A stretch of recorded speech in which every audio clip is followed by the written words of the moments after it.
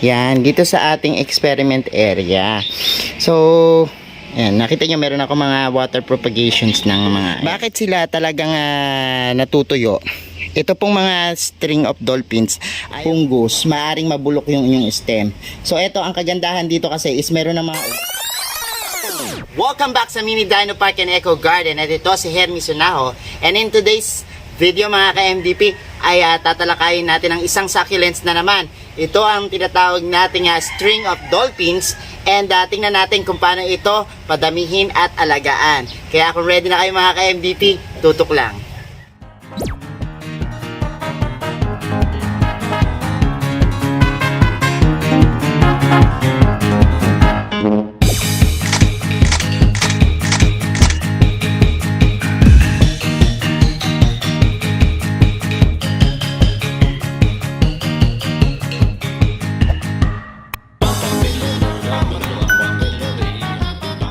And we're back mga ka-MDP. And as you can see, nandito tayo sa propagation area dahil sobrang init dun sa ating greenhouse at collection area. Kaya dito tayo pumuesto dahil dito rin naman nakalagay yung ating string of dolphin.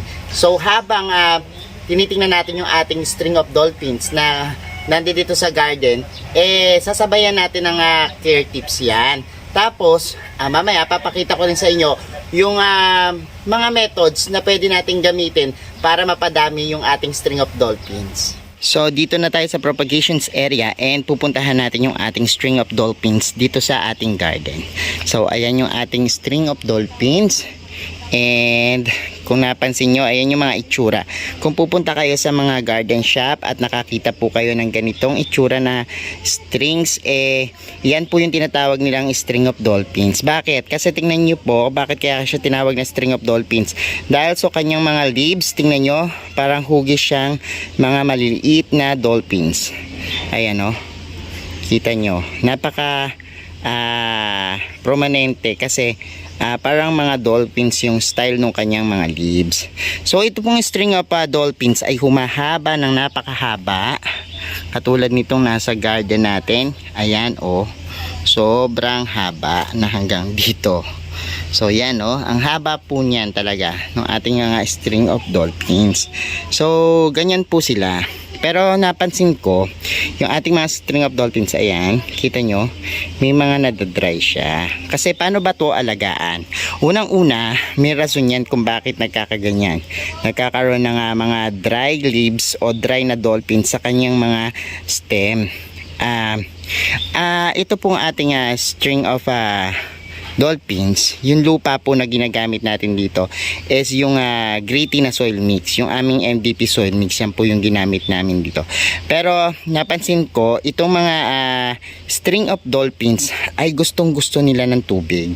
Promise, same po sila ng mga strings namin dito. Napansin ko sa lahat ng strings na inaalagaan namin, parang gustong gusto talaga nila ng mga tubig. And ayun, gusto nila ng tubig. Tapos kapag matuyo na yung lupa nyo, tsaka po kayo magdilig. So, ayan, bakit sila talagang natutuyo? Ito pong mga string of dolphins, ayaw po nila yan ng direkta sa araw o yung mga araw na panghapon, yung mula sa tanghali, yung sobrang init papunta sa hapon, ayaw na ayaw po niyang mga string of dolphins. Ang gusto po nila is gusto nila ng may araw pero yung morning sun lang. So bright lang siya, bright na area lang po ang gustong gusto ng ating mga string of dolphins. And bakit nga ba yan nagkakaroon ng ganyan? Pero siya ay nasa bright na area lang, kasi ganito po yan. Dahil nga po gustong gusto niya ng tubig, so kapag halimbawang nagmintis kayo na natuyo yung lupa nyo at hindi siya nadiligan, yun po yung times na yung kanyang mga dolphin ay nag-shrink o lumiliit at natutuyot. So kapag halimbawa 3 days katulad nito, minsan nakakaligtaan siya na diligan. Kapag tuyo na yung lupa niya, minsan umaabot ng 3 days or 4 days na hindi na didiligan.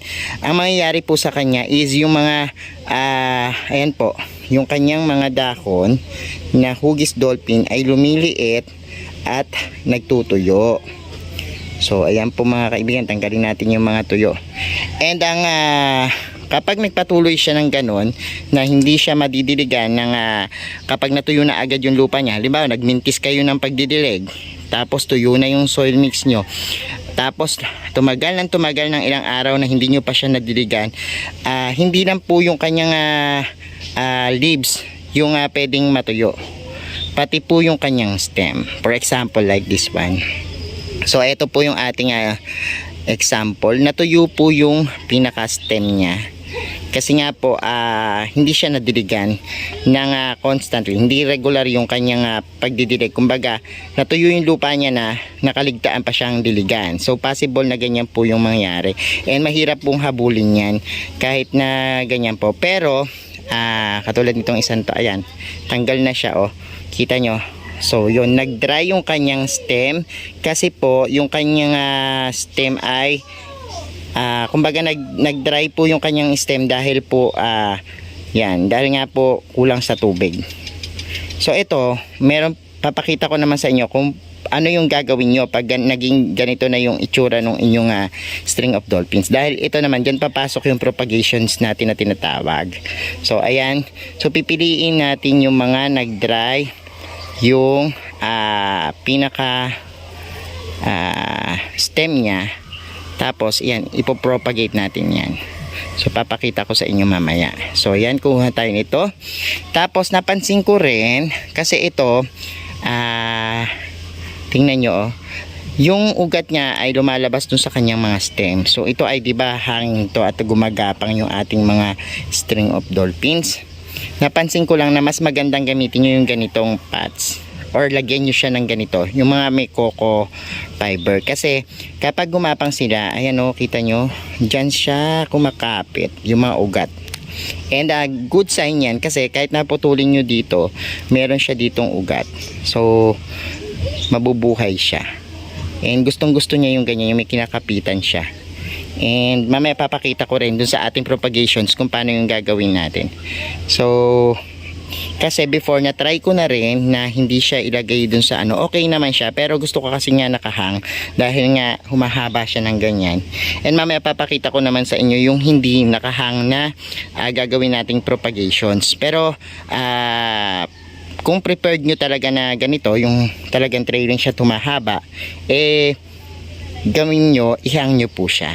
Pero I suggest na gumamit kayo nitong, kung wala kayong mabiling ganito, pwede ituturo ko sa inyo mamaya kung paano yung gagawin nyo paglalagay dun sa inyong pot, sa inyong pots, kahit na sa hanging pots or ordinary pots. Papakita ko yung paglalagay natin ng fiber para yun yung gapangan niya.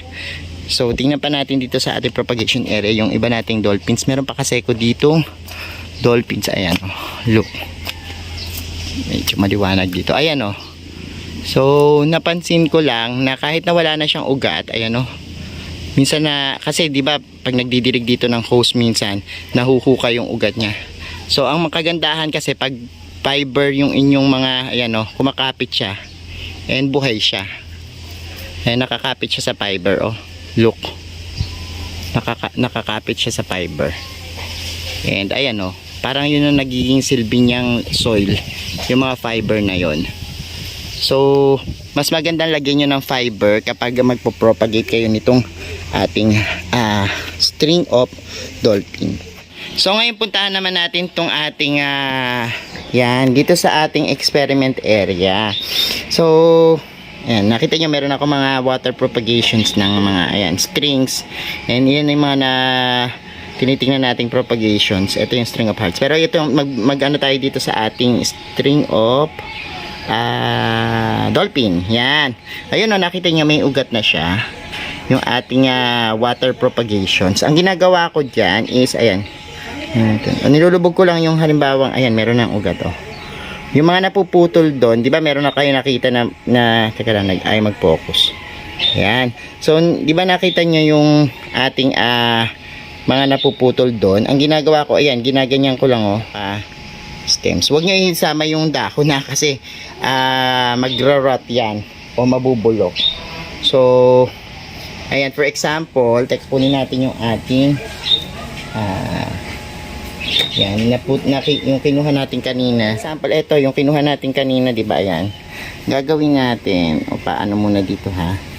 is putulin lang natin siya dun sa under ng dahon. Ayan. So, wait lang. Yan, pinutol natin siya. Tapos, gawin natin is tanggalin natin yung mga dahon. Yan, yung mga dahon niya. Yan, so, tatanggalin natin. Isang kamay lang yung gamit ko. Bibideo tayo. Pero okay lang yan. So, ayan. O, ayan. Natanggal nyo na yung dahon. Tapos, ang gawin nyo, ilublob nyo lang siya dito. So, yung pinaka stem niya. Yan. Lublob nyo lang na ganyan. Tapos huwag nyo isama yung dahon kasi baka mag-rot. So yan lang, gaganyan nyo lang siya. And mga ilang weeks lang naman yan, magkakaroon na siya ng panibagong ugat. And then hanguin nyo na, tapos pwede nyo nang itanim. O ngayon naman, titingnan naman natin yung ating kapag sa soil naman natin ipopropagate. Okay? So ngayon naman yung pag-uusapan natin yung propagation sa soil. Ito, so nakita nyo, itong gagamitin natin, yung ating MDP soil mix, ayan yan. So, itong MDP soil mix, pwede kayong maghalo lang yan. More on pamis lang, 70%. Tapos yung inyong medium, pwedeng loam soil, vermicast, coco peat, pwedeng paghalo-haluin yun dun sa inyong 30%. Tapos yung 70% yung ating pamis, okay? So, ayan lang. Kung halimbawa, di ba, kanina nakakuha tayo doon. So, may ugat-ugat na siya. Ang tanggalin nyo na lang is yung dry. Yan, yung dry na part. Tapos yan, pwede nyo na yung itanim. Kaya lang, make sure na patuyuin nyo muna. I-air dry nyo yung ginupit nating sugat. Kasi tingnan nyo yan, no?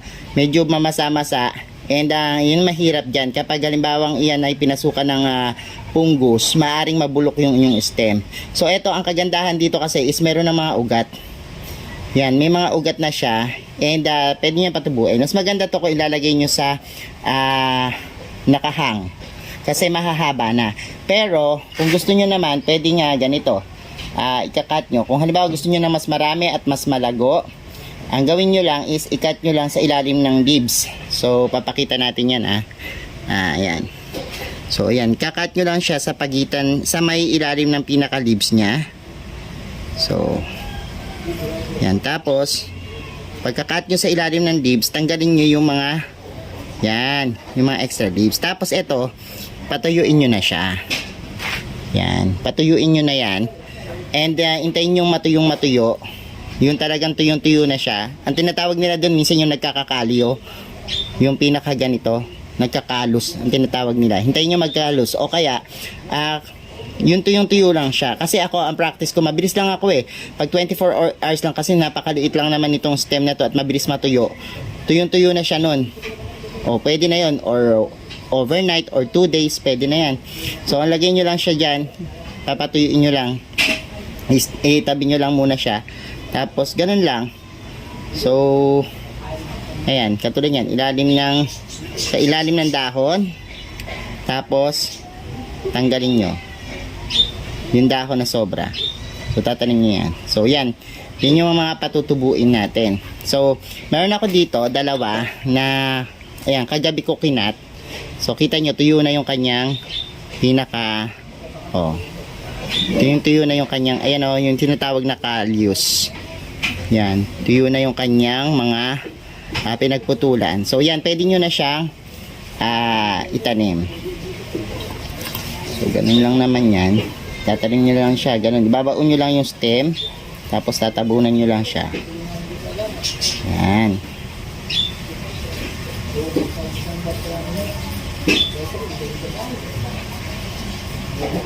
Ganun lang kasimple yan.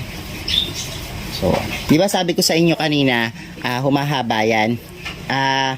At napansin natin na mas kumakapit siya kapag merong coco fiber o kaya coco, yan, mga coco chips. So, ang gagawin natin ngayon, ayan, pwedeng ito yung gamitin nyo na ipambalot sa kanya doon sa mga pagitan niya or pwede rin ito. So, ayan, gagamit tayo nito, itong coco cubes. Ayan. So, ayan, available din to sa garden namin. Kung gusto nyo, parang 3 for 100 lang naman. Mga ganyan namin. Ito yung ginagamit sa mga house plants eh. So, yan, lagyan nyo siya ng ganyan. Yan, sa paligid. Para in any case na humaba siya, Diyan siya kakapit. Kasi kung napansin nyo yung kaninang hangin natin, may mga, yun, imbis na pebbles ang ilagay nyo, ito yung ilagay nyo, ha? So, yan mga koko, yan yung ilagay nyo sa ibabaw. Kasi pag humaba to, pwede niya yung kapitan.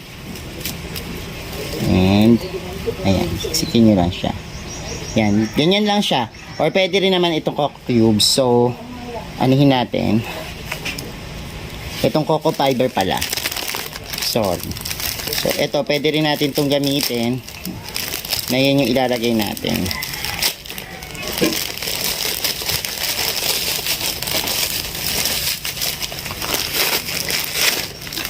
Oh, ganyan lang, oh.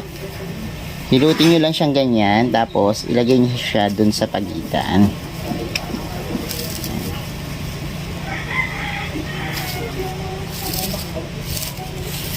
Ganyan lang siya, oh, mangyayari sa kanya. Tapos linisin nyo lang yung mga nakatinghas na mga coco fiber. Yan, mga nakaalsa. So, ganun lang.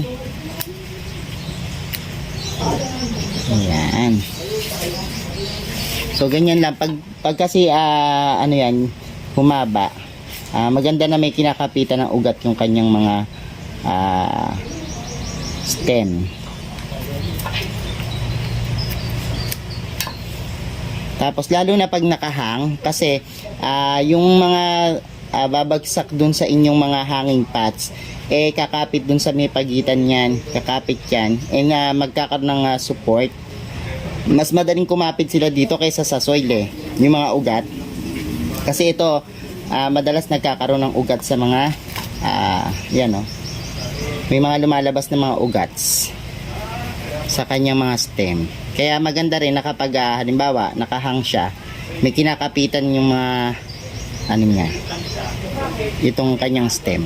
So, itong ating na-propagate, lagyan nyo muna sa shaded bright na area. Tapos, after 3 days to 7 days, pwede nyo na siyang diligan ng pakonti-konti. Ayan, para makapag-develop siya ng roots. So, ayan, napanood nyo na mga ka-MDP kung paano natin pinadami at inalagaan yung ating string of dolphins. And I hope na natuto kayo dun sa ating video. And patuloy lang po kayong manood dito sa ating channel ng mga videos para sa mga iba't iba pang kaalaman tungkol sa ating mga halaman, especially yung sa ating cactus and succulents.